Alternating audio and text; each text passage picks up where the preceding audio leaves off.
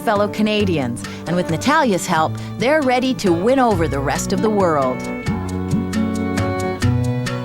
Had such high hopes coming in, but here in Nagano, even their Russian coach hasn't been able to protect Bourne and Kraatz. So far, they've been the victims of what's called block judging. Groups of judges, sometimes aligned regionally, teaming up to help each other's skaters, and it's caused quite a bit of disappointment and frustration for Shae Bourne and Victor Kraatz. I spoke to them Friday night after the compulsories. They're happy that the issue has finally been exposed. Prior to coming into this event, it really opened up. I mean, the closet opened and people know what's going on, but it's just the beginning. I think things are just starting to happen, and we're sort of in it at the right time and the wrong time, you know, all together. And like Victor said, we just have to perform our best no matter what's happening around us, and not give up or stop because of it, because that's, you know, we're in it for a long time, and we want to make a difference, and hopefully we will. Well, judging and ice dancing is one of the stories to emerge here in Nagano. What is the danger to the sport? Well, you know, Tracy Wilson, one of our figure skating analysts, is very close to this situation, and she says that there are rumblings out there that if something doesn't happen to change this and to remedy the situation, that the future of ice dancing as a sport in the Olympics could be in jeopardy, which, would be terrible. All right, Andrea, thank you. There's also this news from figure skating. Germany's Tanja Szewczenko, expected to contend for a medal in the ladies singles, has withdrawn from the competition because of the flu that's going around Nagano. She became ill here last week, and although Szewczenko is recovering, her coach didn't think her skating would, considering she had missed a critical week of practice. Her absence makes more likely a medal sweep by a very strong American ladies team. Canada's Elvis Stojko, the silver medal winner in the men's competition, despite a groin injury he had been keeping secret, is receiving treatment at the Olympic Village. According to the Canadian Olympic Association, Elvis is very sore and will not skate in the exhibition here, and after Nagano will be taking a few weeks off. It's really sad to see Tanja Szewczenko out of the Olympics. She had fought back from a life-threatening illness about 18 months ago and fought, won some events this past season, and really wanted to compete here. It's a shame. Absolutely. Well, before we go, here is Tanja Szewczenko of Germany, who many considered a strong contender for a medal in ladies figure skating, has withdrawn from the competition. She fell victim to the flu bug here in Nagano, and she and her coach made the tough decision yesterday to pull her from the games. Now, it was not what five-time world champion Todd Eldredge had come to the Olympics to do. He finished fourth and out of the medals in the men's figure skating final. Eldredge will probably not be back for another Olympics, but he is here with us this morning, and we couldn't be happier about that. Hey, Todd, good to see you. Todd, I came out, I saw your practice before the finals. Man, you were on fire. You hit every combination there was to hit. You hit every triple that there was to hit.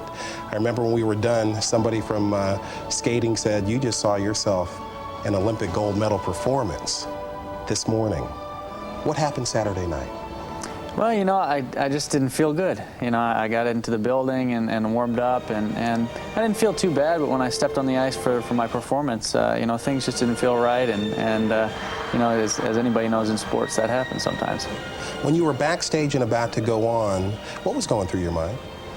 Well, I was really, trying to focus in on my performance and what I needed to do in order to get out there and put out my best performance. And, I was just backstage warming up and getting ready to go out. And I just had a sense in my body that it just didn't feel right. And that happens sometimes. Well, I had a knot in my gut during your performance as well. And at the end of it, when you skated off, the look on your face, you looked so disappointed.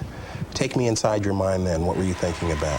I was, this is, something that I waited for 6 years, and there have been a lot of ups and downs, a lot of bumps in the road, if you will, along the way, and to have the Olympics end up like that, it obviously isn't what I wanted to do, but we'll move on from here, and we've got the World Championships in 3 weeks, so we'll get home and we'll train hard and hopefully take that one.